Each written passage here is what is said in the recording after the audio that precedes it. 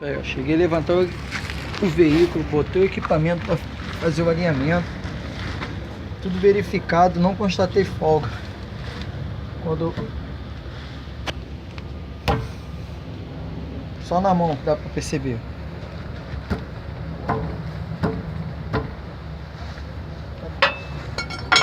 Sobe e desce como se tivesse agarrado.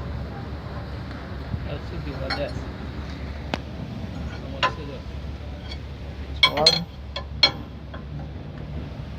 Desceu.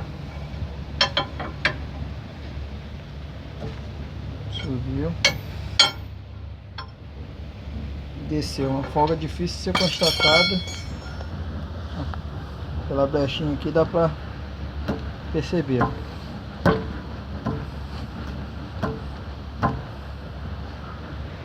Mais uma folga de ponteiro, um tipo de folga.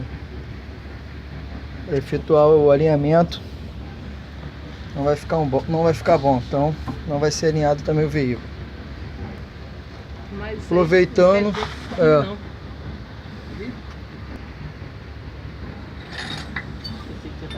A folga na montanheira aí, espaçamentozinho.